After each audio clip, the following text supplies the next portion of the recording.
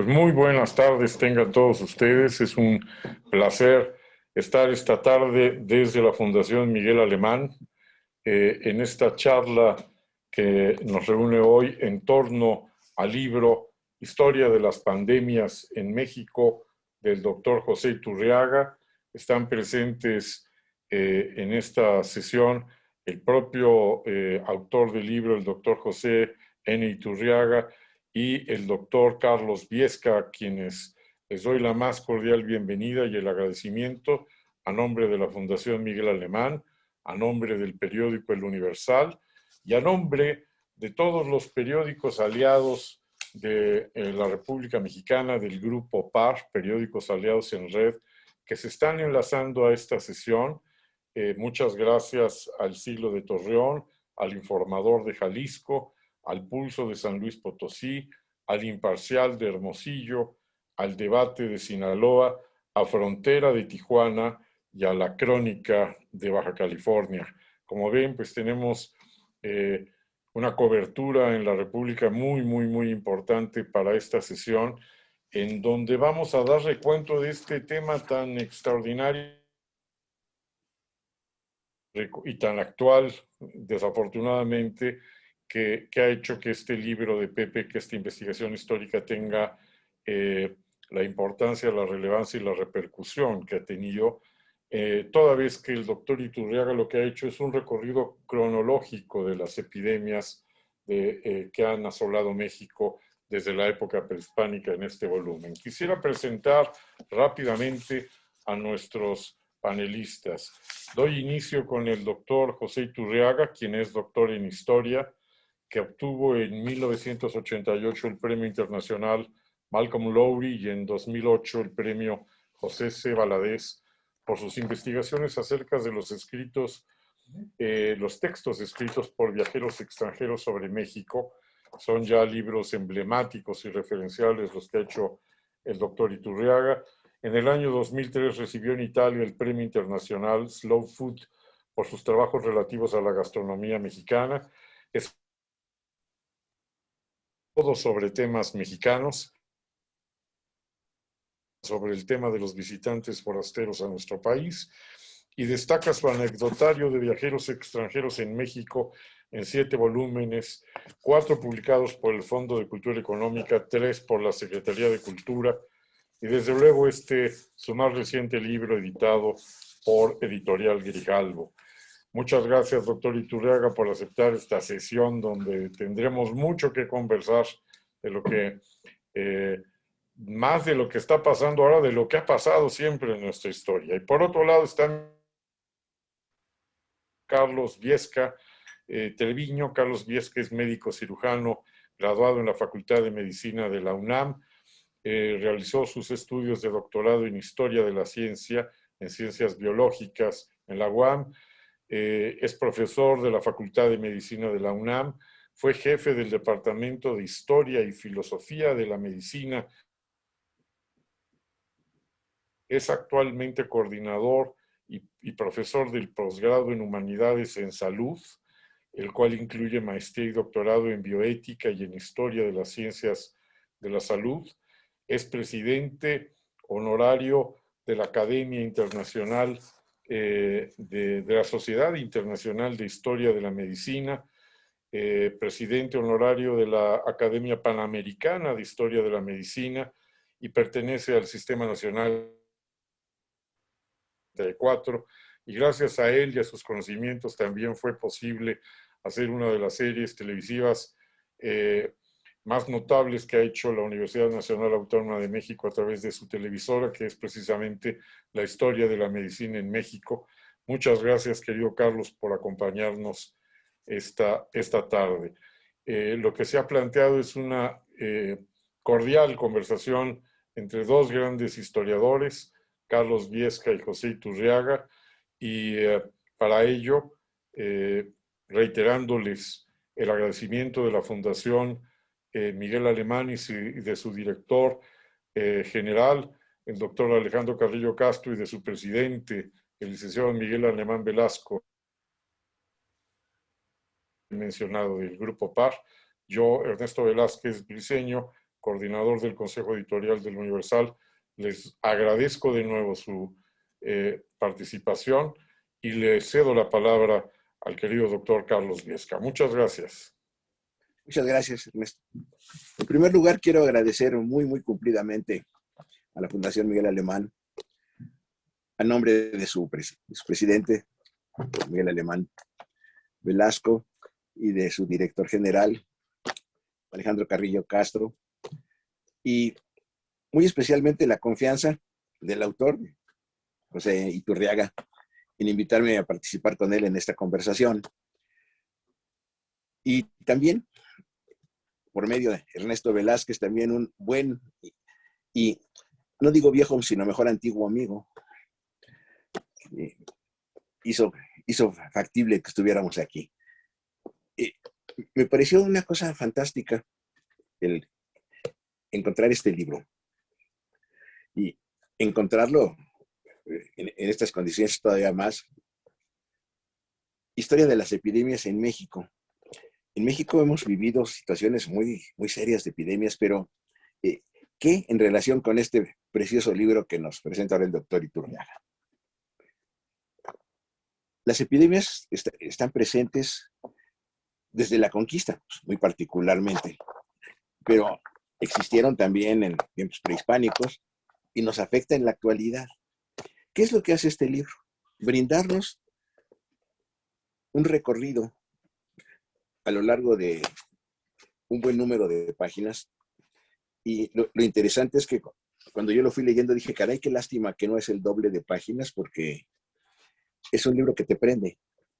Se empieza a leer una prosa muy fluida, muy bien escrito, muy dinámico, muy amable, pero además va conduciendo al lector de uno a otro de los ítems que presenta para plantear que hay un tema del que se puede hablar y de que se pueden enlazar con muchísimas cosas, epidemias en este caso. Cuando lo estuve leyendo me acordé mucho de un texto que me ha gustado mucho a lo largo de ya varias décadas, que es la historia de los hombres de la libertad de Claude Manceron, un autor francés que nos lleva platicando justamente con, no dijéramos fichas, sino con pequeñas secciones, en el caso de Manceron, qué significó la libertad para, sobre todo para en el siglo XVIII, en el siglo de las luces que lleva la Revolución Francesa, ya una serie importante de eventos históricos. Y nos va dando, a partir de biografías, enlazando una historia. Me acordé mucho de ese texto ahora que empecé a leer este libro de José Iturriaga, porque también nos va enlazando ahora con el personaje central, que se llaman epidemias, con otra serie grande de personajes, y digo personajes en el sentido más amplio de la palabra, que pueden ser sitios en los donde se da una epidemia, algunas personas. Los dos textos relativos a Sor Juana Inés de la Cruz son deliciosos. A veces la epidemia misma, cómo se presenta, qué nos hace, qué nos dice. Algunos textos de carácter histórico, por ejemplo, el párrafo que empieza diciendo de los indios, eran indios sin número y ahora ya no hay, hablándonos de mortandad, la presencia de la muerte, la presencia de la vida ante la epidemia, experiencias de individuos, experiencias sociales, experiencias médicas, una riqueza verdaderamente espléndida y un recorrido, pues desde tiempos prehispánicos hasta la actualidad. ¿Qué va sucediendo? ¿Por qué decaen ciertas culturas? Decadencia de los toltecas, por ejemplo, otro párrafo que nos da José Iturriaga. ¿Y qué sucede cuando se empieza a plantear a partir del mito el fin de los tiempos?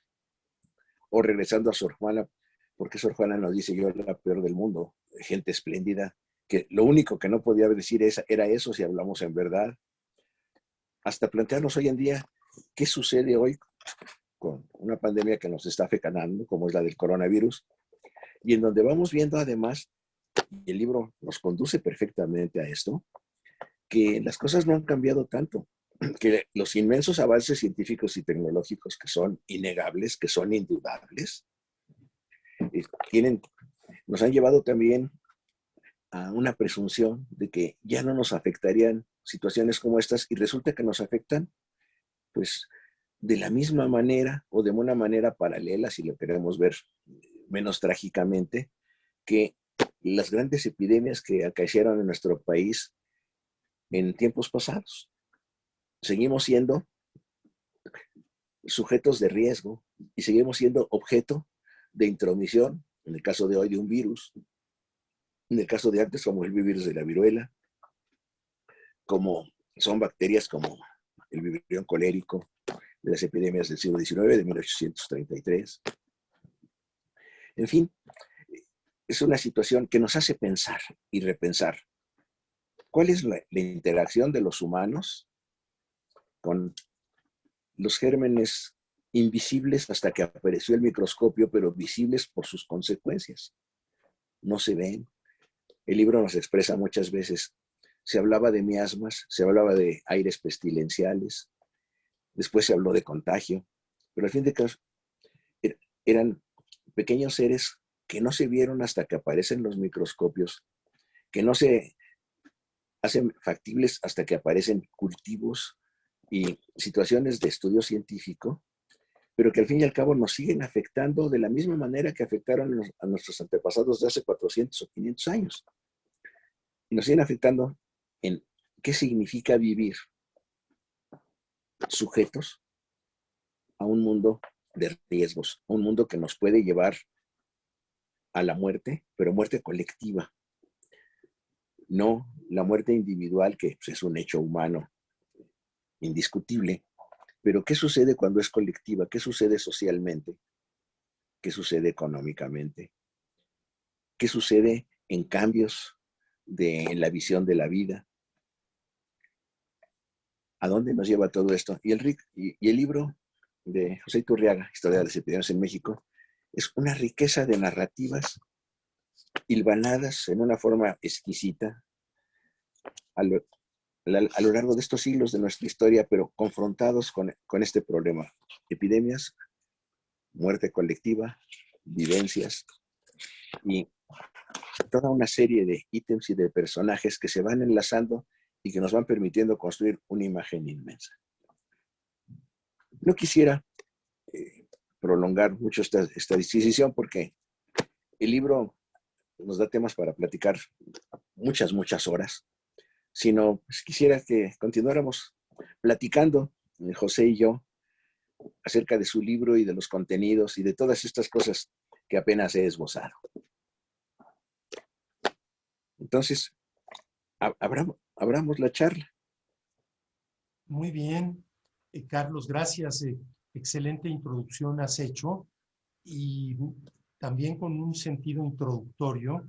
Yo remataría lo que tú has dicho, agregando que este fenómeno que estamos viviendo del COVID-19 pescó a la humanidad desprevenida, porque los seres humanos del siglo XXI, concretamente del 2020 y ahora 2021, jamás habíamos vivido una epidemia global, que eso es una pandemia. ¿Por qué? Pues porque la última fue la influenza de 1918 y quienes la hubieran vivido, pues hoy serían ancianos de más de 102 años que les habrá tocado de bebés.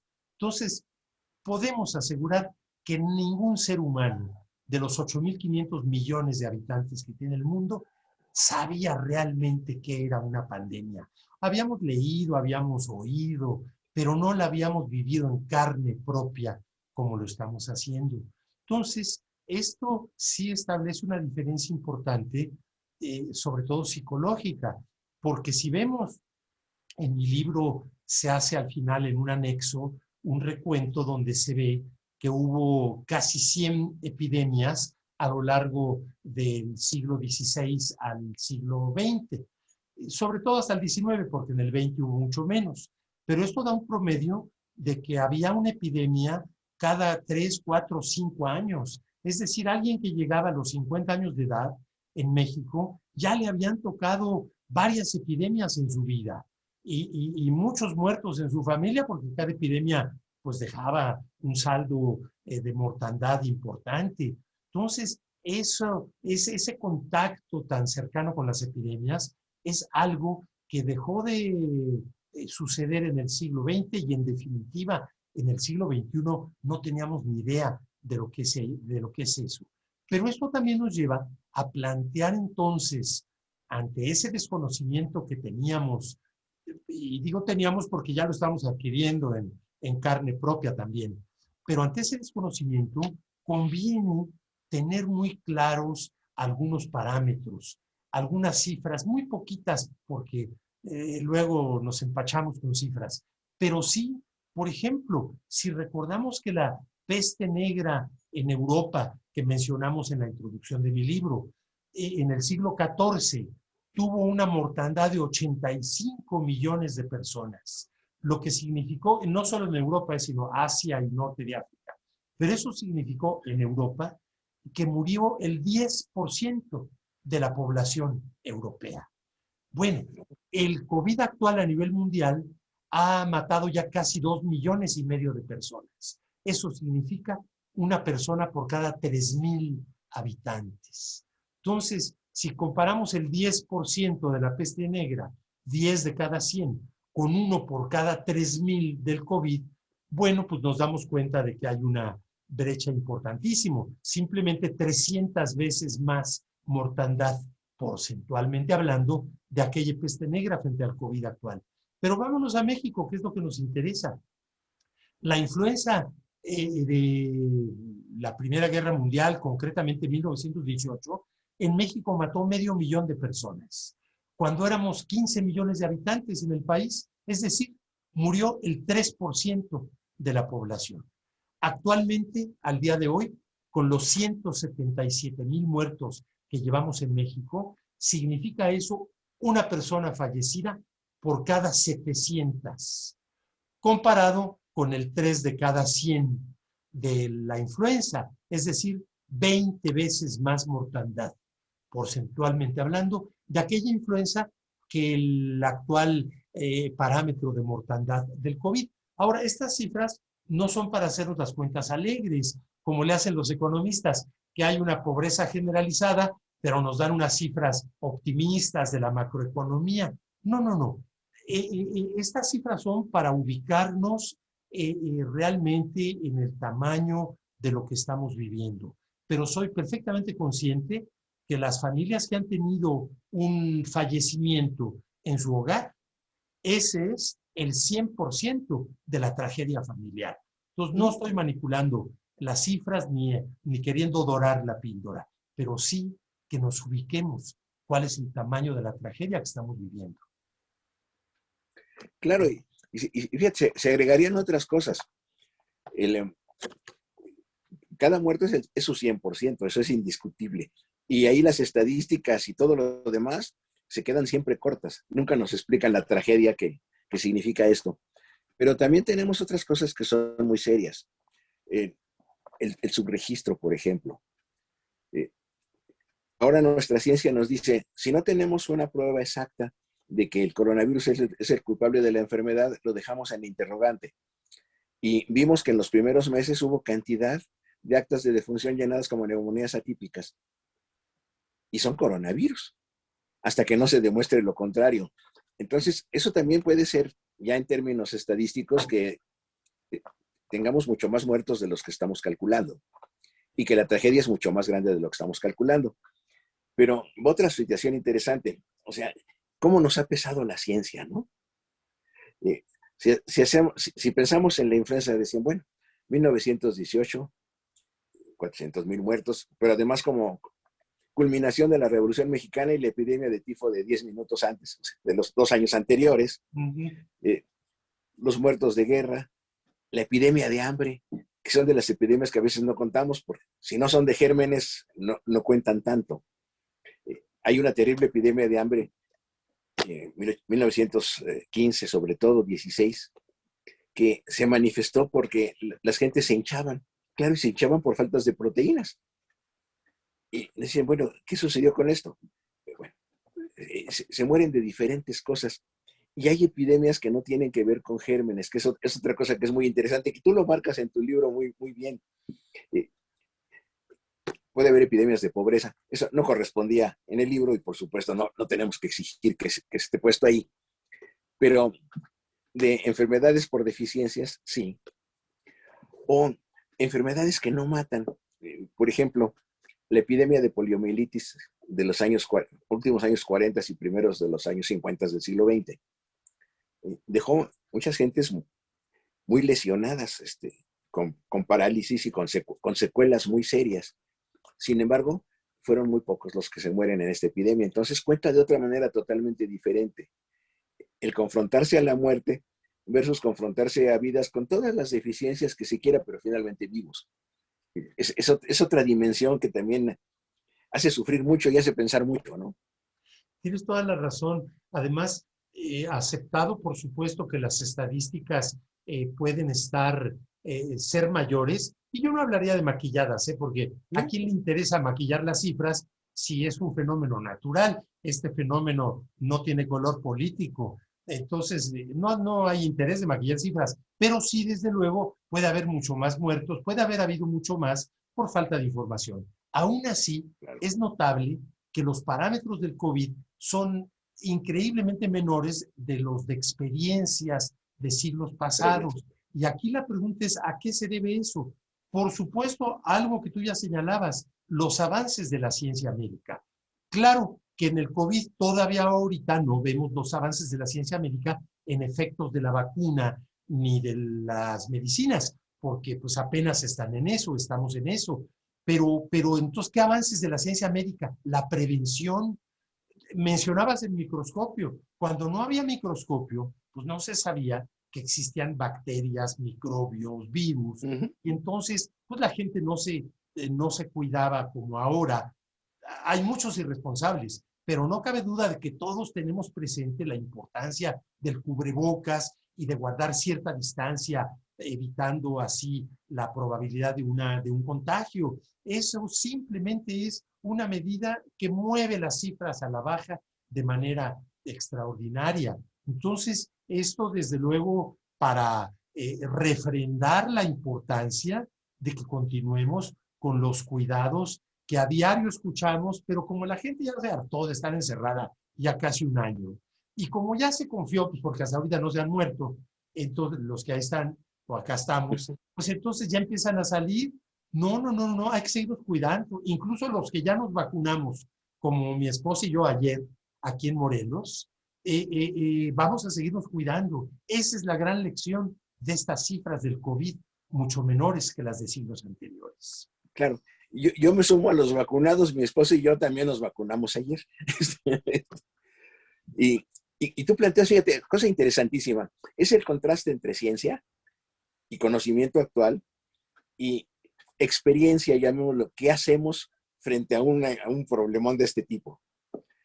Si pensamos en ciencia, a veces la ciencia nos pesa en positivo. La velocidad en la que se han hecho las vacunas ahora es verdaderamente espectacular. Y sabemos que las vacunas que ya están circulando, pero que hay más de 85 grandes proyectos de elaboración de vacunas que van a ofrecer ventajas y desventajas en relación unas con otras. Pero esto es algo maravilloso. Antes de fines del siglo XVIII y de Jenner, esto no existía. Entonces, eso cambia. Ahora, ¿qué nos ha fastidiado? Ya tú lo marcas, no tenemos los tratamientos específicos. ¿Pero por qué? Porque ahora queremos tratamientos específicos. Eso es ¿cómo llamaríamos? La ilusión de la ciencia, ¿no? Un antiviral que sea específico y que mate coronavirus. Como sucedió con el hallazgo maravilloso del oseltamivir con la influenza del 2009. Que ese fue una amenaza de pandemia que afortunadamente era un virus blofero, ¿verdad? Nada más pero no fue tan terrible como se pudo haber pensado. Y resulta que se encuentra un antiviral razonablemente específico un espectro que abarcaba ese virus y no hubo pandemia, hubo amenaza de pandemia. Aquí tenemos un contraste, ¿verdad? Pero tenemos por otro lado, cosa curiosa, dentro de los N número de protocolos que se están trabajando en nuestros hospitales, ¿a qué se acudió? Pues a las cosas que ya teníamos, que no son específicos, pero que ya teníamos. Y que si lo comparamos con lo que aparece en tu libro en muchos lados, ¿qué se hacía en el siglo XVI? Pues se echaba cal arriba de las casas en donde se habían muerto de viruela un montón de gente, o las que se murieron del cocolistle de 1576, que, por cierto, en tu libro das unos detalles fantásticos. Hubo polémica el año pasado cuando alguien, en relación con las gentes del Instituto Max Planck, que tú mencionas ahí en su trabajo, identificando salmonela en una reina zapoteca o en una reina de Oaxaca, plantearon que esa salmonela era la que había causado el gran cocolistle de 1576. Pero hay 30 años entre la persona muerta en la que encontraron salmonela y el cocolistle. Tú lo pones ahí directito. Y yo tuve una discusión con algunas gentes en el sentido, es que sí fue salmonela. No, es que yo no dudo que había salmonela en Oaxaca en el siglo XVI, por supuesto que sí. Pero una salmonela no mata 900,000 en el Valle de México en 4 meses. Las salmonelas más bravas son más amables que eso, ¿no? Hemos estado planteando que esto se pudo tratar de una fiebre hemorrágica, de estas por Hanta o por arenavirus, transmitidas por roedores.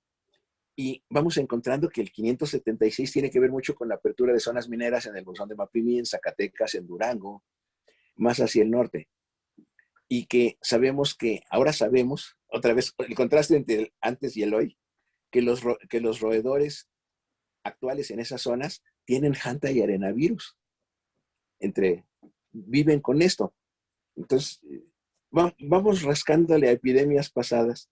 Y digo, a mí me llamó muchísimo la atención, me gustó mucho cómo planteas, bueno, esta gran personalidad oaxaqueña del 16 tiene salmonela.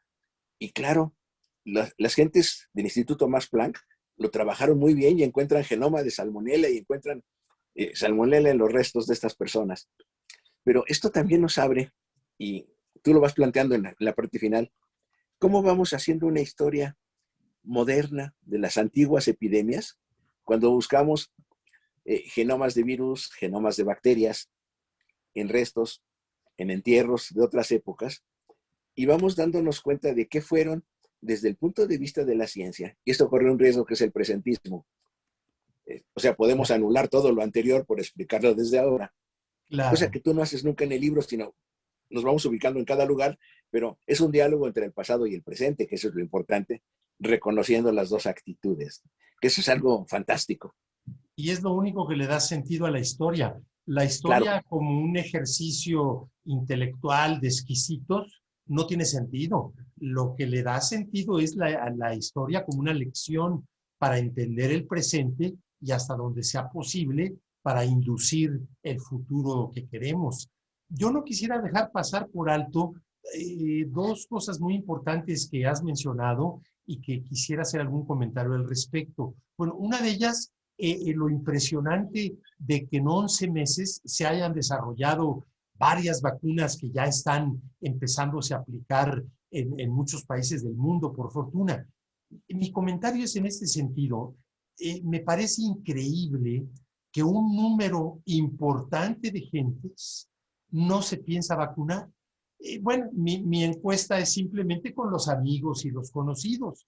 Y me sorprende el número de veras de personas ya mayores, como yo más o menos, que dicen, no, yo no voy a vacunar, se sienten como conejillos de indias. Es absolutamente algo ridículo, porque tú lo dijiste muy bien, es extraordinario que se haya llegado a hacer estas vacunas, pero no las hicieron al aventón. Atrás de estas vacunas que se están empezando a aplicar, no hay 11 meses, hay décadas de investigación de las universidades y de los institutos más importantes del planeta alrededor del sistema inmune de las personas, alrededor de todo este tema que aterriza finalmente en una recta final de 11 meses en estas vacunas. Yo creo que me parece una posición, cuando menos, muy poco científica, la de no quererse vacunar. Ojalá no resulten contagiados por esa reticencia contra la ciencia. Y otro comentario, cómo la ciencia va tomando su lugar a lo largo del tiempo. Sobre todo, lo dijiste muy bien, a partir de finales del siglo XVIII, cuando se crea la primera vacuna, que es la de la viruela, en los 90 del 18 en Inglaterra, y a partir de la vacuna de la viruela, bueno, ya se empieza a generalizar ese tema de las vacunas. Pero a lo que iba yo es que la ciencia, antes, en siglos anteriores a ese 18, pues la ciencia, aún en pañales, lo que hacía es que iba dejando su lugar a la religión, a la magia, a la astrología.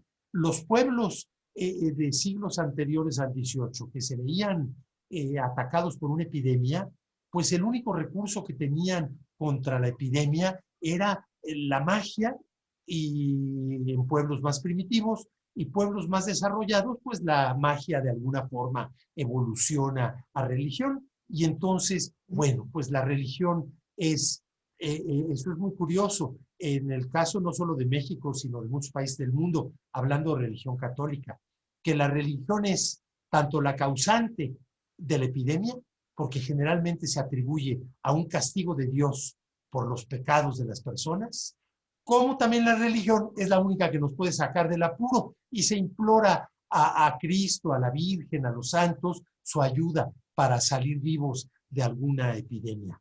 A mí no me sorprende cuando leo a Fray Jerónimo de Mendieta a mediados del siglo XVI, y en mi libro está esta cita, donde Fray Jerónimo, que es un gran historiador muy reconocido, atribuye precisamente a un castigo de Dios en contra de los pecados de la gente, la epidemia gravísima de los 50 del siglo XVI.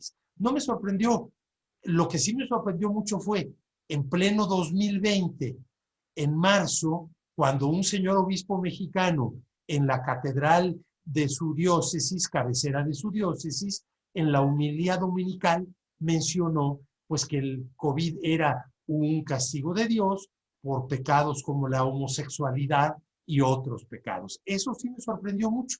Eso sí, no lo podía yo creer, pero ahí está el reporte periodístico al respecto. Entonces, vemos cómo religión previo a la ciencia, y a veces hasta encimándose con la ciencia en pleno siglo XXI.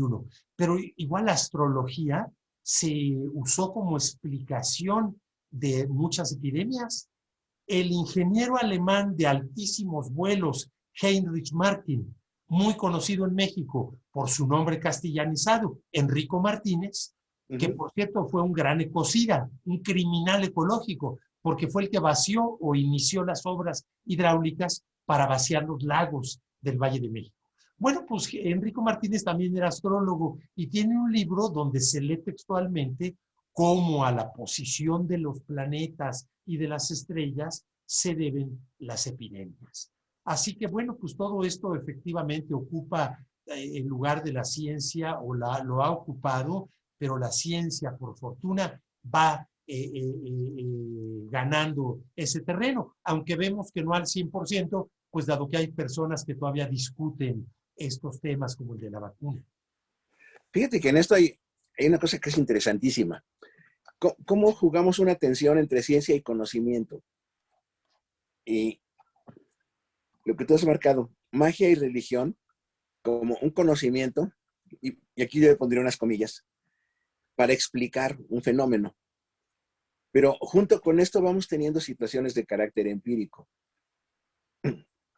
Y empirismo te dice, bueno, es que eso no es conocimiento científico. Por supuesto que no, pero fue conocimiento del nivel de ciencia de siglos pasados y de culturas pasadas, inclusive de muchas culturas que existen en la actualidad. Y ahí a veces yo pienso que hemos perdido la proporción cuando nos pasamos de ciencia a cientificismo. Y decimos, todo lo que era antes de nosotros era pseudociencia. no era pseudociencia, era conocimiento del nivel que tiene la ciencia para nosotros en otros contextos o en otros lugares. Ahora, sí, es nuestra obligación, ya con lo que sabemos ahora, de cómo reafirmamos, cómo resignificamos científicamente muchos conocimientos previos. Y, por ejemplo, en tu libro, cuando hablas del cólera del 833, aparece la raíz de guaco como tratamiento. Y resulta que en esos momentos lo empiezan a usar en Veracruz, como tú lo marcas en el libro, y se habla de éxito. Y sabemos que para el cólera en aquel tiempo el único éxito era aguantar las terribles diarreas, y el que aguantaba sobrevivía y los que no se morían. Tenemos una mortalidad realmente muy alta, ¿no? Pero el asunto es interesantísimo. Resulta que trabajando raíz de guaco ya en términos farmacológicos, sí tiene sustancias de carácter antibiótico que podrían funcionar perfectamente, pero que en la actualidad tenemos que resignificarlas científicamente para usarlas nosotros. Pero eso no quita la validez de entender cómo se busca ensayar en otros momentos todo lo que tienen a la mano. Y aquí va el paralelo, cómo en nuestros protocolos actuales estamos ensayando todo lo que tenemos a la mano para combatir el coronavirus. Y decimos, bueno, en forma científica, ¿no? Estamos todavía actuando en forma empírica, y se va a convertir en ciencia cuando logremos darle la dimensión en la explicación. Y tú lo vas marcando muy hermoso en las páginas del libro. Creo que este es otro elemento que es interesantísimo de rescatar a todos los niveles. Sí, ahora que mencionas estos últimos remedios que estamos, todo mundo echa mano de, bueno, estamos tomando vitamina C el día entero, por supuesto, pero ¿cómo se llama este dióxido de cloro, verdad? Hay uno que se llama así. Sí. De este dióxido de cloro, bueno, mucha gente lo está tomando, algunos dicen que no, que puede hacer mal, etcétera. Y hay el caso de un médico prominente, director de un hospital, con una cercanía bastante a una persona de nuestra familia. Y le decía, mira, yo como médico no te recomiendo el dióxido de cloro, pero yo lo estoy tomando diario. Claro. Vemos, efectivamente, hay conocimiento que aunque no se le haya dado todavía el palomazo de científico, pues sí puede haber mucho de cierto en su validez terapéutica. Claro, y hay que ensayarlos. Mira, la discusión de la ivermectina, por ejemplo, ahora, ¿no? Dicen, bueno, es que ese no es antiviral. Bueno, y no tiene que ser antiviral.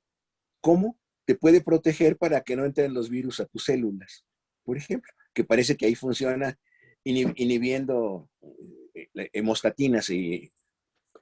O en qué forma la ivermectina, que es un antiparasitario, que ahí es científicamente indiscutible, puede funcionar para evitar que se hagan derrames intersticiales o líquidos intersticiales. O sea, lo vamos convirtiendo de un conocimiento científico ya validado a una duda y a la pregunta de cómo le vamos a dar otra vez el espaldarazo de conocimiento científico validado. Y por eso me gustó muchísimo ahorita el recordar el guaco como un ejemplo en este sentido. O si nos vamos a cosas mucho más imaginarias, vamos a quemar pólvora en las encrucijadas, como se hace todavía en el siglo XVIII, en las epidemias de fines del XVIII, y lo recomienda Bartolacci, por ejemplo. ¿Por qué? Porque el olor de la pólvora va a quitar el olor de los miasmas, que antes de que conociéramos microorganismos y virus, eran a los que se les achacaba toda esta problemática, ¿no? Los olores de los pantanos, de las aguas estancadas, de los basureros. Absolutamente. Fíjate que mencionaste el año del cólera, porque en 1833 fue tan grave el cólera que se le quedó el apodo del año del cólera. El año del cólera, sí. Y bueno, eso me lleva a un tema muy importante alrededor de todo este asunto que estamos tratando, que es no solo cómo a veces entra la religión, la magia antes, la astrología, sino la política, la politización de una pandemia. Esto es interesante y recuerdo el año del cólera, porque ese mismo 1833, el presidente en funciones, Valentín Gómez Farías, era vicepresidente, pero en una ausencia del presidente, él estuvo al mando y emitió una serie de leyes precursoras de la reforma. Luego fueron derogadas, y 20 años después ya Benito Juárez lanzó las leyes de reforma. Pero aquellas del 33 con Gómez Farías hicieron que periódicos capitalinos acusaran al gobierno de la epidemia porque era un castigo de Dios por leyes que iban en contra de los privilegios y de los fueros del clero. Entonces, bueno, pues ¿qué Dios tan injusto habría sido ese que por culpa del gobierno hubo una mortandad del pueblo y de todo mundo, incluido el clero también? Entonces, Claro. esto de la politización es verdaderamente increíble. Y en el mismo año de 33, nada más déjame recordarles este caso.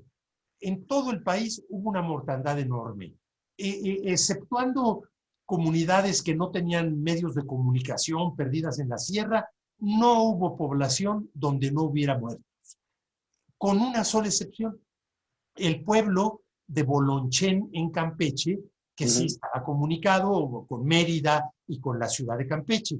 Pero cuando se empieza a saber de la epidemia, el presidente municipal de Bolonchén cerró los accesos a Bolonchén, prohibió con la fuerza pública que nadie entrara. Y el que saliera, porque no estaban presos, el que quisiera salir no podía regresar, ya lo sabían. Entonces, bueno, al presidente municipal lo quisieron matar, lo quisieron derrocar, sus enemigos políticos, que siempre un político tiene enemigos políticos, se lo querían comer vivo. Fue el acabose en las medidas dictatoriales de este alcalde. Pues Bolonchén fue el único poblado de toda la República Mexicana donde no hubo muertos. Entonces, esto es nada más para dejar sobre la mesa una reflexión, que los gobiernos de cualquier parte del mundo, de nivel nacional, de nivel estatal, de nivel municipal, se ven en un papel dificilísimo en una epidemia en donde están entre la espada y la pared. Porque por un lado necesitan implementar medidas sanitarias que entre más obligatorias y duras sean, son más efectivas desde el punto de vista sanitario. Pero también, mientras más duras y obligatorias sean, más irritación provocan en la población, más animadversión, más enemistad política. Entonces, bueno, cuando vemos que en Europa, desde hace meses, creo que en España, estaban los policías con el garrote en la mano, en el metro en Madrid, para que la gente se pusiera el cubrebocas, bueno, pues es un claro ejemplo de lo que estoy diciendo. Entonces, es muy difícil. Y imaginemos la industria turística. Bueno, la industria turística, en la medida en que están cerrados los hoteles, semáforo rojo, los restaurantes, los estadios, todos los donde hay concentraciones masivas, pues están echando pestes contra el gobierno. Sí, y en la medida en que se abren, sube el pico otra vez de la epidemia y entonces el otro lado de la moneda, ¿verdad? Es la espada y la pared. No es nada fácil hacer el papel de un gobierno y por lo tanto tenemos que ser muy juiciosos precisamente para emitir juicios. Claro, y esto a lo largo de la historia ha sido siempre igual. Fíjate, al principio tú mencionas en tu libro la epidemia de la peste bubónica de 1348. Es curiosísimo cómo alrededor de esa peste hay cambios brutales de gobiernos en Florencia, en Siena, en Venecia. Una crítica a los gobiernos, muchas veces, por ejemplo, los preciosos murales de los Lorenzetti en Siena, del mal y el buen gobierno, tienen que ver mucho con la epidemia. El gobierno que no pudo controlar esto, que no aisló, y vemos la situación en donde se aíslan los pacientes. Los lazaretos en Venecia se dan cuenta de esto, pero no pueden hacer un lazareto hasta 25 años después. O sea, no es tan sencillo pasar de un concepto al otro. Cuando tenemos las epidemias aquí en México en el siglo XVI, el concepto de lazareto, y además es otra cosa curiosa, porque el lazareto es para enfermos del mal de Lázaro, es decir, de lepra, pero se hacen efectivos para todo tipo de enfermedad contagiosa que se puede difundir, epidemias y pandemias. Sí, pero además ahí es muy interesante porque hay un error histórico que viene de siglos atrás, que San Lázaro, el amigo de Jesucristo, el que lo resucita Jesús, no es el Lázaro de la lepra. De la lepra, Lázaro de la lepra es otro Lázaro que aparece en la Biblia, que es un mendigo y que no llegó a ser santo. Pero esta confusión histórica hace que toda la iconografía de San Lázaro, desde siglos atrás, aparece San Lázaro con las llagas de lepra. la lepra. Pues ese error lo traemos hasta la fecha, porque desde luego en el hospital de leprosario que había en Xochiapan, no sé si todavía exista ahí en la salida hacia Puebla, bueno, las estampitas de San Lázaro es el santo patrono de los leprosos. Por error, pues ese Lázaro no era el de la lepra. Oye, pero en esto de los nombres, que es muy interesante, habría también que comentar que es interesantísimo la palabra vacuna, porque vacuna viene de la viruela, que se descubre, se crea la vacuna a fines del siglo XVIII, 1790 y tantos. ¿Y qué del nombre de la vacuna? ¿Por qué?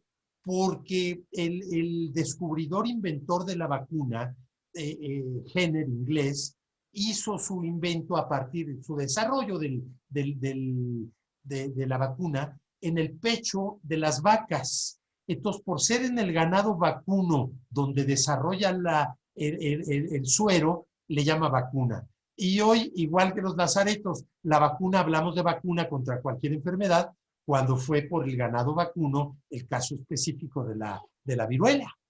Claro, y en la actualidad se desarrollan de forma totalmente diferente. O sea, empezó pasándose ya la misma viruela. Primero se saca del pus de la ubre de la vaca, pero después se pasa de niño a niño la vacuna humana. Después, a mediados del siglo XIX, empieza la duda. ¿Y no será que junto con la protección contra la viruela los inoculamos con sífilis? Entonces, más vale que no hagamos brazo a brazo, sino se vuelve a buscar otra vez de vaca y luego se busca de otros animales. Luego aparece el caballo en algunas vacunas y sigue siendo el caballo la fuente para sueros hiperinmunes y sueros antitoxinas de veneno de serpiente y de alacrán y de estas cosas. Sigue siendo de caballo. Y luego pasamos al embrión de pollo. Y luego pasamos a muchas de las dudas que dan las vacunas actuales. Ayer platicando con un amigo, me dice, yo no me pienso vacunar porque dicen que las vacunas estas tienen muchos elementos animales, no me vayan a contaminar. Y dije, mira, pues la que yo me puse, sabemos que viene de adenovirus de chimpancé, y yo digo que bienvenido mi chimpancé amigo. ¿Cómo se juega con prejuicios de muchos tipos, no? Sí, sí es cierto, pero además esta confusión, falta de actitud científica, también es algo que sorprende, porque bueno, en el siglo XIX, cuando se establece la vacuna de la viruela como obligatoria en muchos países, en Inglaterra surgieron ligas antiviruela de miles de personas aliadas en contra del gobierno, protestando contra la obligatoriedad de ponerse la vacuna. Incluso en Estados Unidos también, todavía en 1903, principios del siglo XX, la Suprema Corte de Estados Unidos resolvió un amparo en contra del amparado, que se amparó, creo que en Minnesota era, pero el estado que sea, se amparó contra la obligatoriedad de la viruela.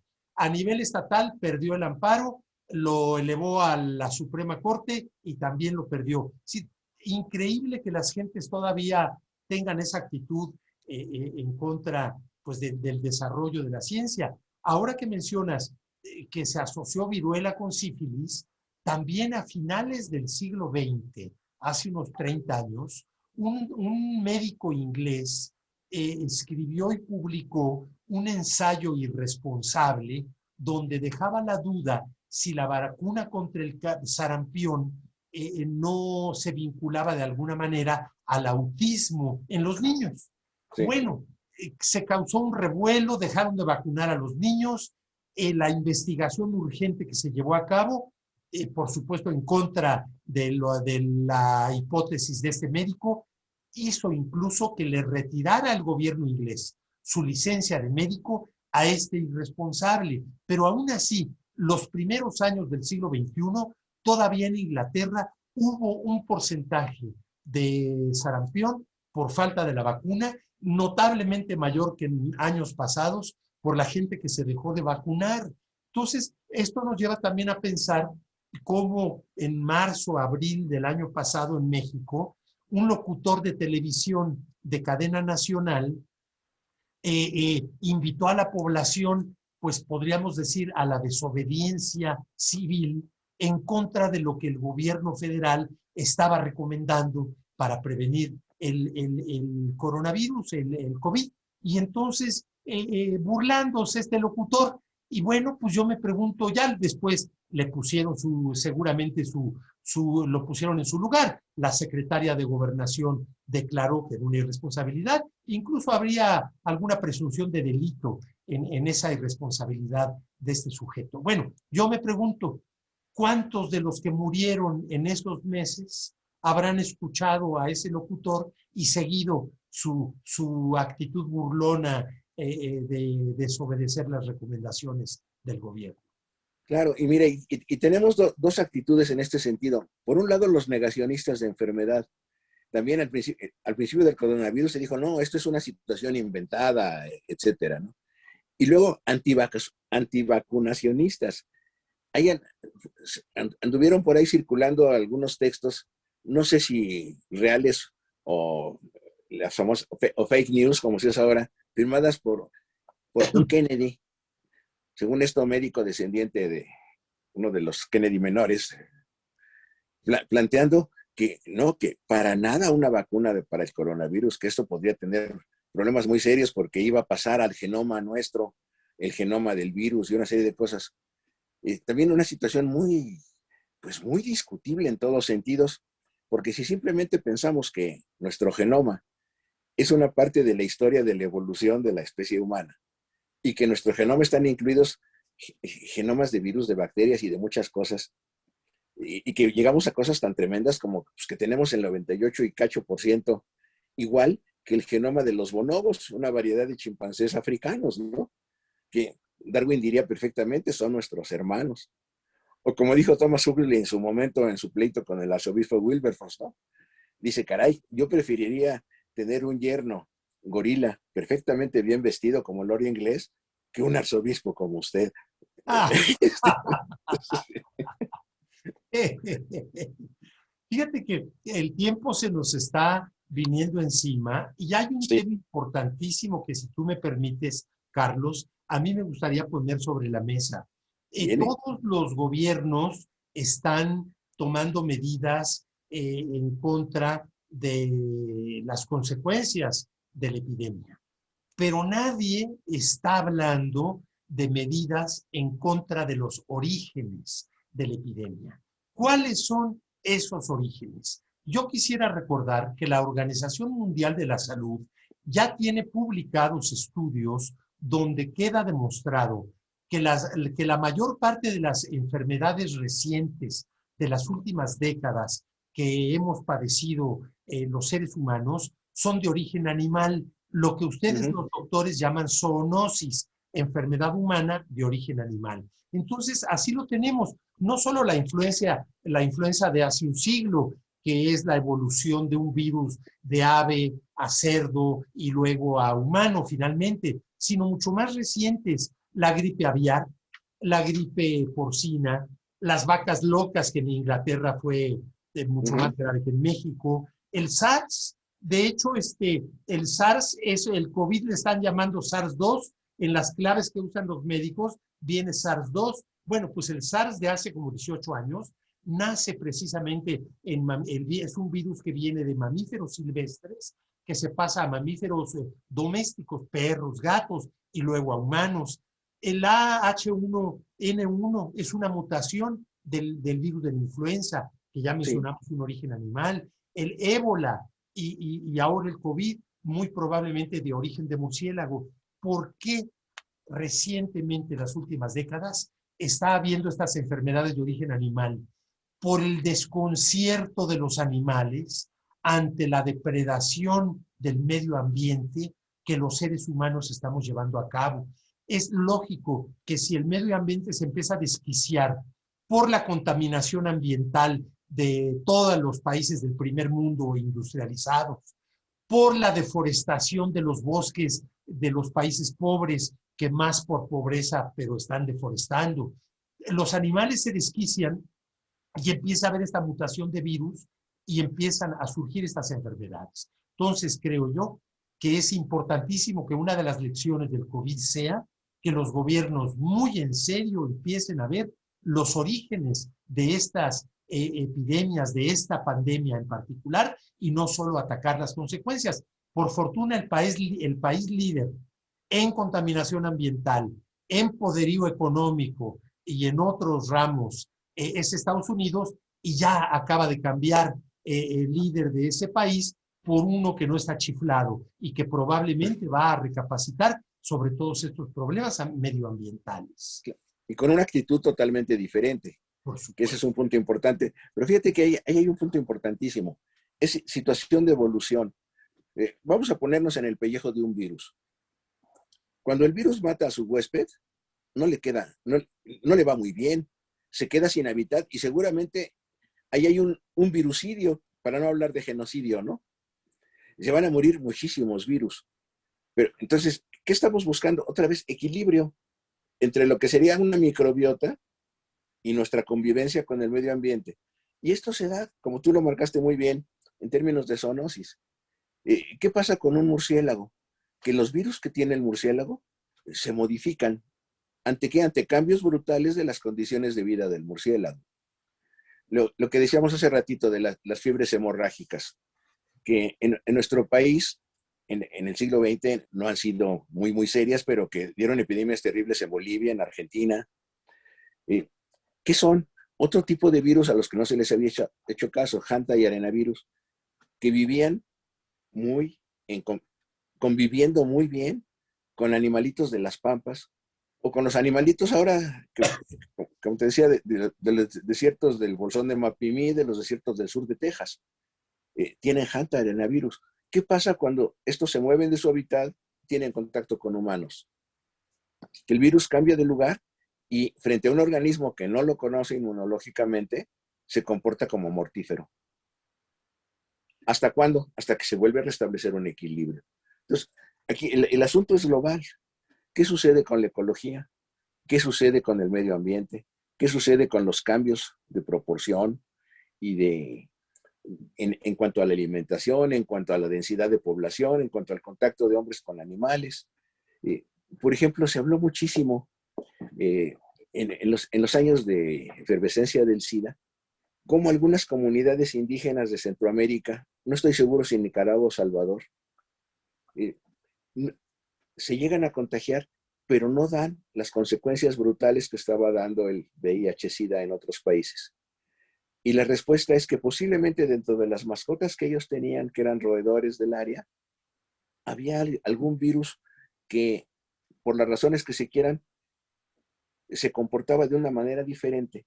Y ellos ya tenían un aparato inmunológico que les permitía mediar frente al nuevo virus que había aparecido. Estas son lecciones que tenemos que ver así en forma brutal, ¿verdad? Sí. Enseñanzas de la historia y hacernos pensar, como tú dices, historia como prospectiva. Fíjate que ahora que mencionas el SIDA, hablamos de cómo se ha mezclado la religión, la magia, la política, pero cómo también la moral se ha mezclado con la ciencia.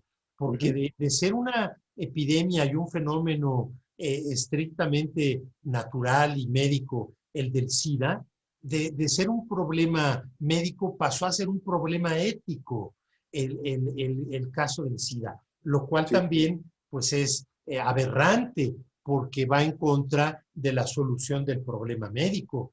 Yo me pregunto si todos estuviéramos expuestos al SIDA y no solamente ciertos grupos específicos de la población, si a lo mejor los laboratorios ya hubieran desarrollado una vacuna efectiva contra el SIDA, porque las que han hecho, como el virus del SIDA también muta, pues las vacunas ya se han vuelto inoperantes, pero a lo mejor también atrás de la actitud de los laboratorios hay cierta posición moral, pues que no le dedican tanto interés, tanto dinero a algo que no es de todos, sino nada más de este grupo estigmatizado. Fíjate que ahí hay otro problema muy serio. ¿Qué es lo que da más ganancias en términos de industria? Medicamentos carísimos por toda la vida, como sucede con pacientes con VIH-Sida, o una vacuna. Y ahí es curioso, fíjate, en su momento, hace ya muchos años, Luc Montagnier tenía el diseño muy adecuado para trabajar vacuna y se lo bloquearon. Y luego le hacen un instituto precioso en La Joya, cuando sale el del Instituto Pasteur, pero tampoco le han permitido desarrollar una vacuna. Están una inmensa cantidad de conocimientos sobre el virus, sobre virus de expresión lenta, sobre todo esto, pero no vacuna. Y lleva a medicamentos en lugar de vacuna. Y eso es un contraste interesante. Ahorita con el coronavirus, no, aparentemente no están investigando medicamentos, sino están investigando vacuna. Si lo ponemos en un juego de intereses, conflicto de intereses comerciales versus morales, o como se quiera ver, ¿qué tenemos? Ahora, esto no va a funcionar por tantos años si buscamos medicamentos antivirales para coronavirus. Van a funcionar, se van a trabajar, pero van a tener un impacto limitado. Conforme el coronavirus se vuelva amigo de los humanos, pues te lo puedes curar con un mezcal y unos cuantos gusanitos de maguey, ¿no? Como hacemos con las gripas.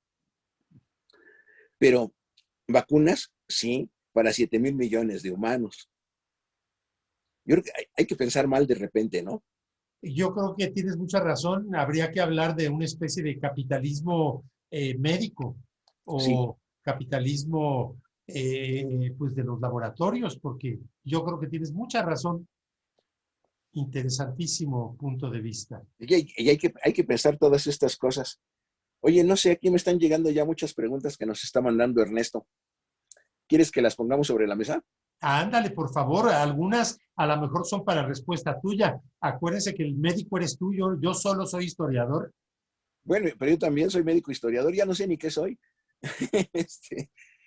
Van en orden. ¿Cuál es la epidemia más grave que ha sucedido en México? ¿Alguna del siglo XVI después de la conquista? Yo mencionaría sin la menor duda 1576, en donde el virrey Martín Enríquez mandó hacer un recuento de los muertos y la cifra que el Torquemada da acerca de lo que el virrey ordenó es de alrededor de 2 millones de muertos. Sí. 2 millones de muertos cuando la población del país seguramente era quizá arriba de 10 millones, pero desde luego podemos decir 10 veces menor que la actual. Yo creo que es la más terrible. La más mortífera, ¿verdad? Esa cifra. Sí, yo concuerdo contigo. Y fíjate que yo he hecho la interpretación de que posiblemente se debió a un hantavirus por la geografía. Yo busqué, primero pensé que podía haber sido peste, porque había habido una epidemia de peste en China un poco antes, y luego se había transmitido a Europa, pero las relaciones geográficas no entró ni por el Golfo de México ni por el Pacífico, sino los primeros datos empiezan a aparecer en las zonas hacia el norte. Entonces tenemos que buscar una distribución de carácter interno. Luego, cómo se mueve, pero ese es un punto. La segunda, ¿cómo afecta a la población? Afectó mucho más a población indígena que española, aunque muchos españoles sí se murieron, como tú lo marcas perfectamente en el libro. Y una explicación interesante es esto. ¿Quiénes vivían en planta baja y en piso de tierra? Donde hay orina de ratón por donde se transmiten estos virus. Ahí puede ser otro punto. Y claro, la población indígena tiene una merma tan brutal que se muere el 70% de la población indígena del centro de México. Y no es casual que 4 años después, cuando muere Valeriano, cierran el Colegio de Santa Cruz de Tlatelolco. ¿Ya para qué? No tiene sentido una universidad de indias como la pensó Zumárraga en su principio. Y aquí tenemos consecuencias sociales y culturales de las epidemias, ¿no? Cierto. Sí. Habría que decir que a lo largo del siglo XVI, entre 1521 que termina la conquista y 1600 que concluye el siglo, los especialistas, sobre todo de la Escuela de Chicago, han estudiado mucho el fenómeno de la disminución de la población indígena. Y la mayoría coincide en que disminuyó un 70% la población indígena en esos 80 años, pero algunos llevan la cifra hasta el 90%. 90.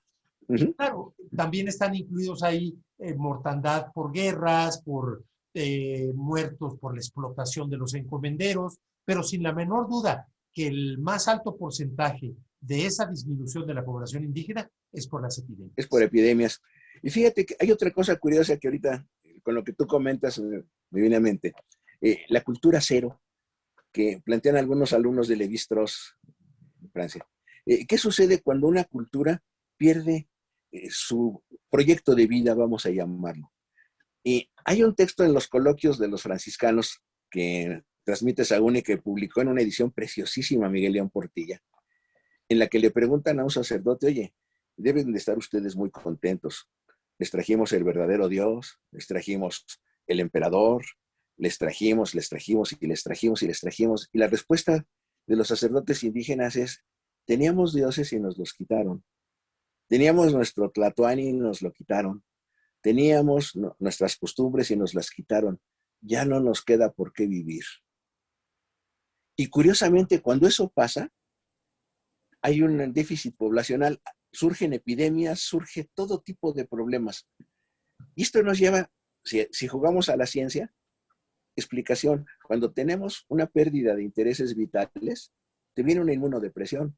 No nada más una depresión psicológica, sino una inmunodepresión, que te puede explicar muchas de estas cosas, ¿no?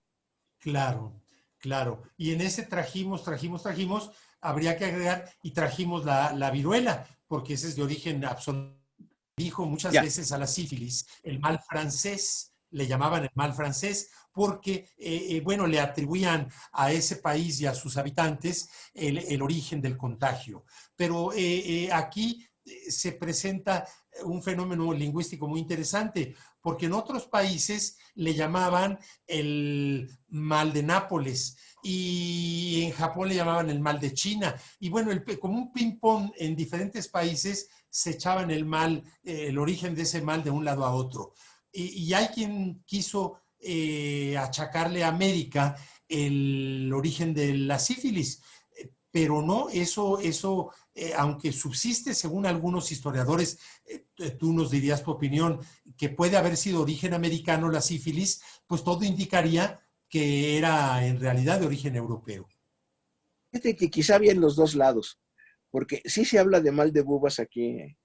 Sí. Uno, el famoso dios Nanahuatzin, el bubocito decían, que son los ganglios inguinales de una primera infección de sífilis. Pero lo que parece ser es que en el siglo XVI lo que hay justamente es mucho abuso sexual en términos de los conquistadores que llegan al continente americano. Y una nueva variante de treponema que afecta terriblemente a los europeos y que los mata muy rápido. Sabemos que uno de los capitanes de Colón, uno de los Yáñez Pinzón, apenas llegó a Barcelona y se murió de sífilis. Que te mata en 3 meses. Cuando al indígena americano es una enfermedad crónica que va a circular durante mucho tiempo. Entonces, es muy posible que esta cepa de treponema saliera de América. Pero es absolutamente indudable que había sífilis en el Viejo Mundo. Se han encontrado restos sifilíticos de gentes de la Cruzada de San Luis en Damieta, estudiando que ellos se han encontrado lesiones sifilíticas. Y se ha hablado de la sífilis del emperador Tiberio. Hay un libro precioso de Gregorio Marañón sobre esto. Entonces, seguramente había dos, pero la cepa que causa la pandemia de sífilis del siglo XVI sí es de origen americano. Eso es. Y vamos viendo que es muy curioso cómo de estos primeros que se mueren en 3 o 4 meses, va pasando a una enfermedad crónica que da todas las lesiones de las rodillas, como las que le pinta Diego Rivera a Cortés en los murales de Palacio Nacional. Después a lesiones internas, aneurismas de la aorta, etc. Pero otra cosa curiosísima es que la neurosífilis no aparece hasta el siglo XIX. Y bueno, dice uno, eran tan brutos todos los médicos del universo que nadie la describió.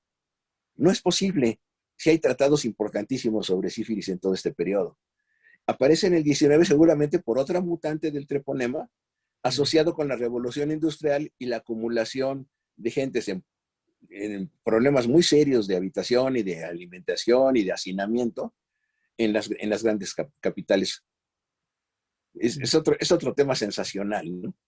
Y aquí en México es interesantísimo porque la sífilis cobra tamaño otra vez hasta la segunda mitad del siglo XIX y tiene una presencia brutal en los grandes manicomios como el de la Castañeda, que se inaugura en 1910.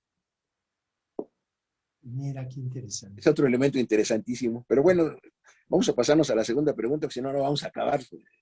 ¿Cómo hay material, verdad? Sí, como tú decías, da para horas. Sí. Bueno, aquí ya esta pregunta podría ser la última, pero las voy a decir en el orden que nos las han mandado. ¿Qué se puede aprender a raíz de esta pandemia y de otras de cara al futuro? Es mucho de lo que hemos dicho, pero sí, podemos agregar más, ¿no? Por mi parte ya lo dije, sobre todo ver el daño al medio ambiente que provocan los seres humanos como origen de esta pandemia y por lo mismo tomar cartas en el asunto. Claro, indudable. La siguiente, esa va directo, yo creo que a mí, que podemos decir un poquito más sobre la epidemia de hambre de 1916. Por favor. ¿Quieres comentar algo? No. Bueno, sí, mira, lo que viene es que los trabajos de esto vienen de un doctor Landa que publica varios artículos muy interesantes en la Gaceta Médica de México, Everardo Landa. Y va anunciando esto. Dice, hay un déficit brutal de alimentos, se cierran las tiendas, los ejércitos zapatistas, sobre todo bloqueando la capital, no permiten que lleguen alimentos y la gente, sobre todo la gente pobre, empieza a comer cortezas de los árboles que se encuentran y todo lo que hay por ahí. Y nos describe cuál es la epidemia de esta, es hidropesía maligna. Que es decir, se van hinchando, se les llena el vientre de agua, se inundan, por decirlo de cierta manera, que esta es una de las características de la falta de proteínas. Esencialmente ese es el problema de la epidemia, ¿no? Y bueno, pasamos a la que sigue. En nuestro contexto tecnológico, ¿se puede anticipar una epidemia similar a la de COVID-19 en algunos años? Y yo como historiador, permítame decir una cosa. Las epidemias han existido absolutamente siempre con la especie humana, así como las enfermedades de las plantas y de los animales han existido desde que hay especies vegetales y animales. No sabemos, porque no hay información, de epidemias prehistóricas, pero sin la menor duda que las hubo.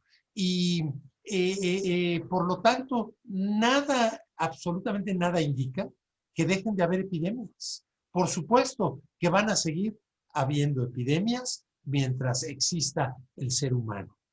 Ojalá puedan ser dentro de parámetros razonables y controlables, como ya está entrando el caso del COVID.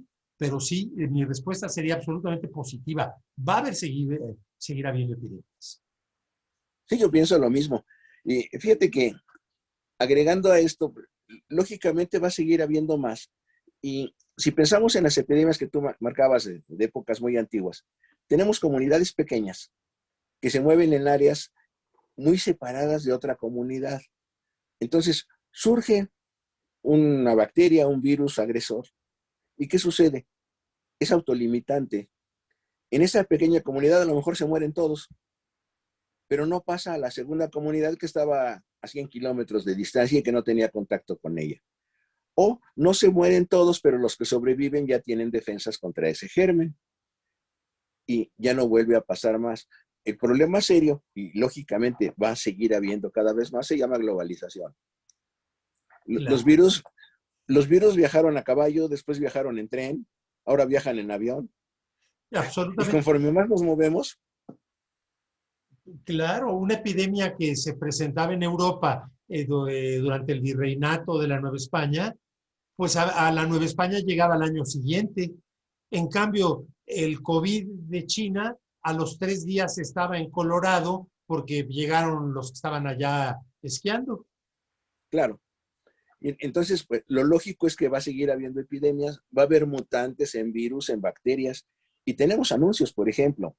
El viernes pasado, el doctor Cano Valle nos dio una plática en un seminario de bioética que yo coordino. Y dice, tenemos que estar pendientes, la tuberculosis está repuntando. ¿Por qué? Porque ya se hizo resistente a los gérmenes que teníamos y vuelve a haber problemas. Pero tenemos el paludismo.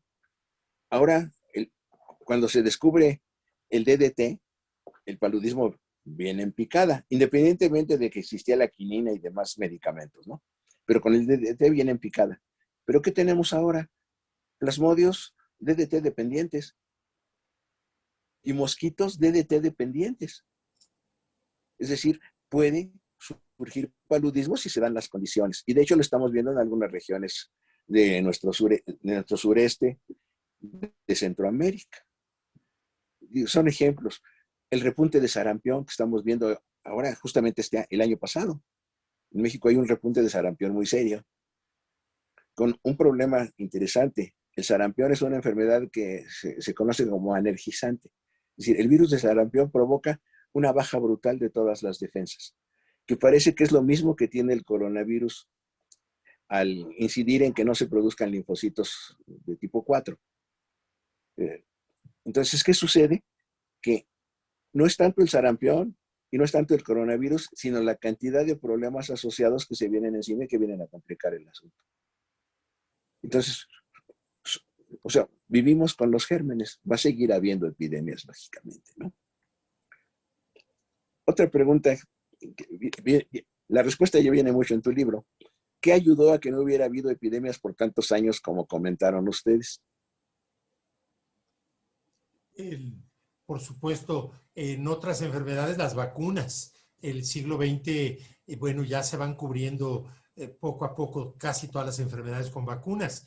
Y desde luego la prevención, que la mencionamos también como algo muy importante, la parte preventiva de la medicina.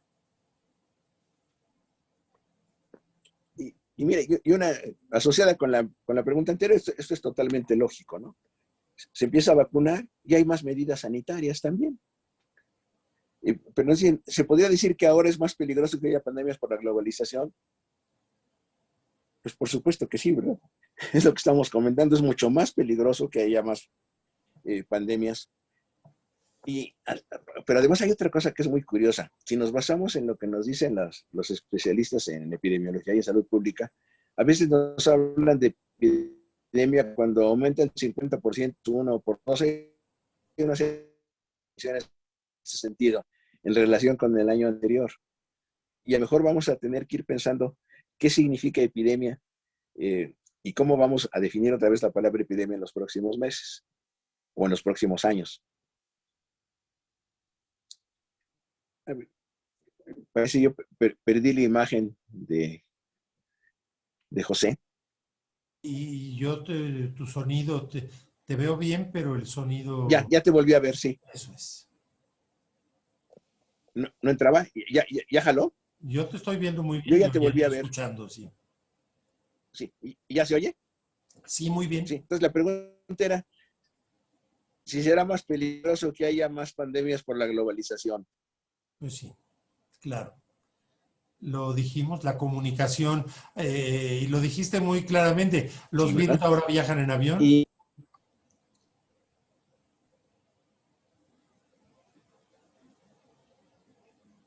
Y una última que nos mandan, dice, ¿en qué momento en México llega el COVID? ¿En qué momento histórico en México? ¿Y cuál es la diferencia entre las respuestas históricas de las pandemias pasadas con la de hoy en día aquí en México? Esta es una pregunta para escribir un volumen completo, ¿verdad? Sí, bueno, como esto ya es de lo que estamos viviendo actualmente, se me hace que tus comentarios serían más atinados. Yo simplemente, como historiador, diría que pues no se hace historia del presente. En 10, 15 años a lo mejor me animo a ponerme a investigar todo lo que pasó en este 2020 y 2021. Pero, ¿qué nos dirías tú, Carlos? Porque en realidad, pues esta es una pregunta de lo que estamos viviendo. Sí, fíjate que lo que tú dices, nosotros ya tenemos un proyecto en la UNAM, encabezado por mi esposa, la doctora Ramos, para hacer un estudio de las epidemias en los 50 años últimos en México. Y aprovecho porque seguramente te vamos a invitar a participar en muchas cosas. Estamos arrancando apenas ahora este mes. Pero hay cosas curiosas. ¿Cuál es el caso cero, verdad? Cuando se habló, haciendo un paralelo de la epidemia de influenza en el 2009, dice, el caso cero fueron los puerquitos en perote que contagiaron a un niño que seguramente tenía una mascota de puerquito y le daba sus besitos. Bueno, pero después se vio que el caso cero había sido una gente que había venido de Estados Unidos y que había llegado a un pueblo de Oaxaca. Y luego se vio que había intereses comerciales, que porque era buenísimo que mataran a los puercos en perote para que entraran puercos de otros lados y se hicieran comercio de otro tipo. En el caso de México, todavía no se ha hablado exactamente del caso cero, pero sí vino de afuera. Y aquí estaríamos hablando COVID-19. Hay coronavirus registrados en México por lo menos de hace unos 50 años. Posiblemente los haya habido desde mucho antes, no los tenemos registrados, no había estudios al respecto. Ahora, eran coronavirus que no causaban problemas como los que está causando este.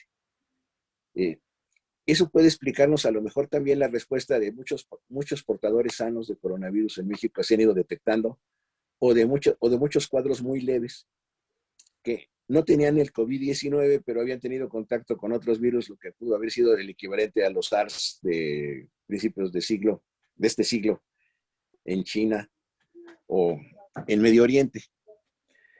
Pero queda esto. Ahora, sí, llegan en febrero de 2020 los primeros casos. Y llegan de fuera. Ahí posiblemente nos faltó establecer una política muy seria de detección en los aeropuertos o en los puertos. Voy a jugar con una palabra del siglo XIX, puertos de mar, puertos de tierra y puertos de aire, ¿verdad? O sea, ¿por dónde llega la gente de un lado al otro? Puerto de puerta. Y no lo sospechamos. Inclusive yo diría, tampoco se puede culpar autoridades en este sentido porque no se sabía de dónde venía ni cómo podría venir. Y resulta que de las áreas en las que se pensaba que no había problema, pensemos Estados Unidos, Canadá en cierto momento, Inglaterra en cierto momento, porque resulta que sí tenían ya coronavirus.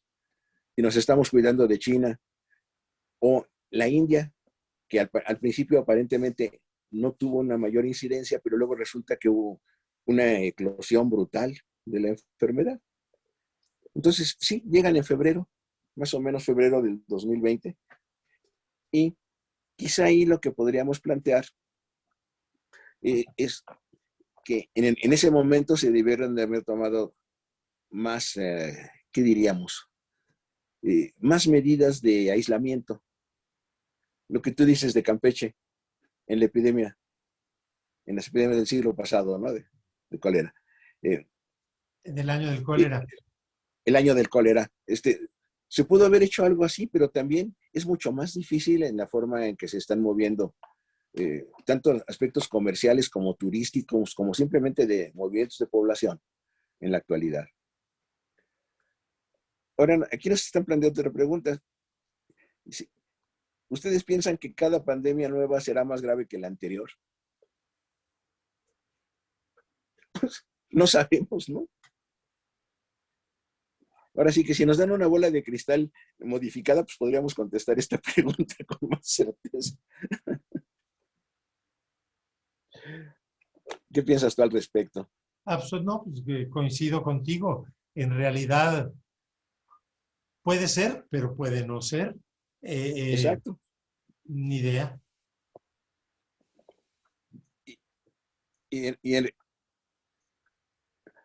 Sería, en términos, ¿sería mejor hablar de sindemia que de pandemia?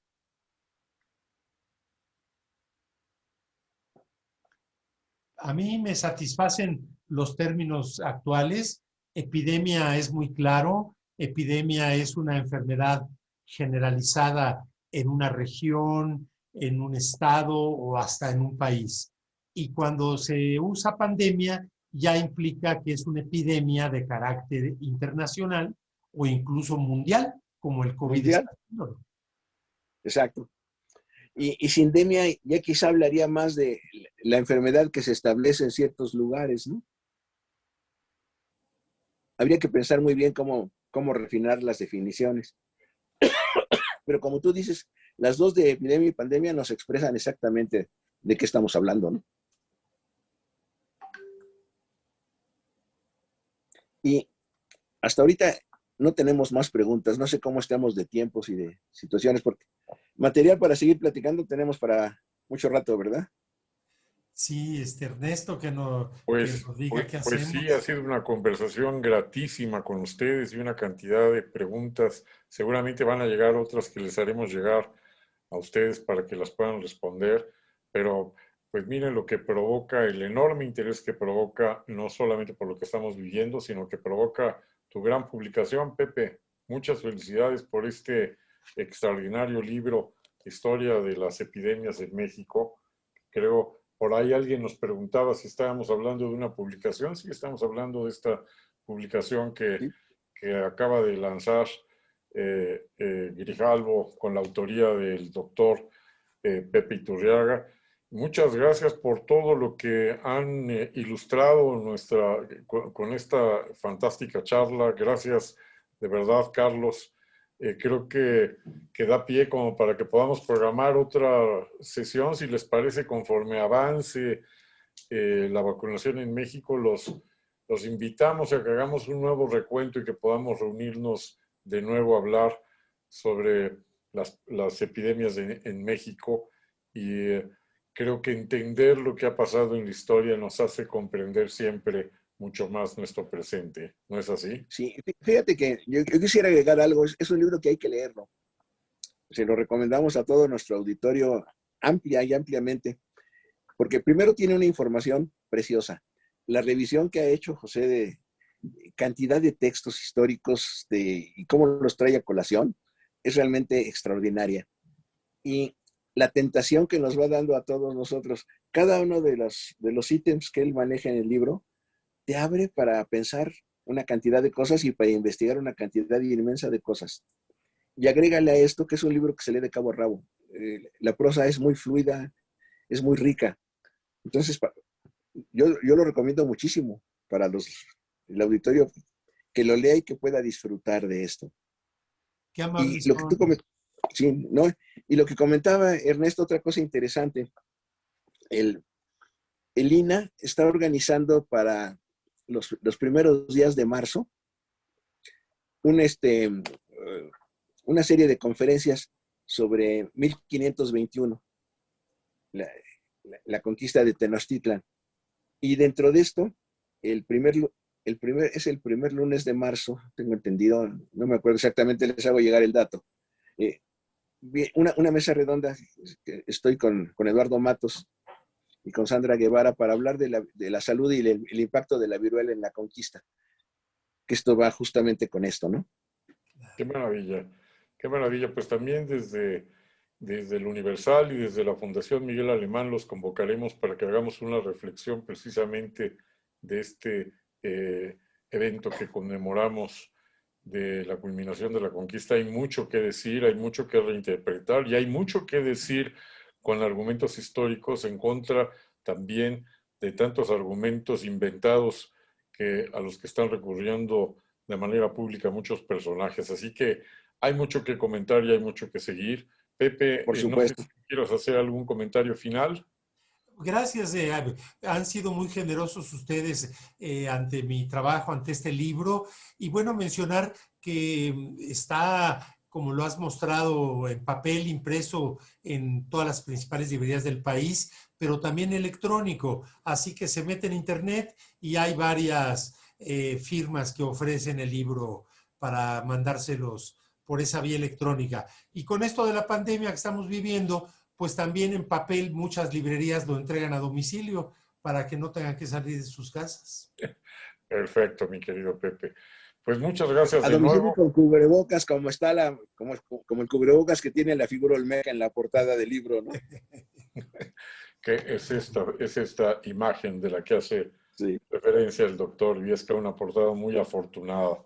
Pues a muy nombre de afortunada. nuevo de la Fundación Miguel Alemán, a nombre de El Universal, el Gran Diario de México, a nombre de todos los periódicos aliados en el Grupo PAR, periódicos aliados en red, del Siglo de Torreón, del Informador de Jalisco, del Debate de Sinaloa, del Imparcial de Hermosillo, de Frontera de Tijuana y de la Crónica de Baja California y de Pulso de San Luis Potosí.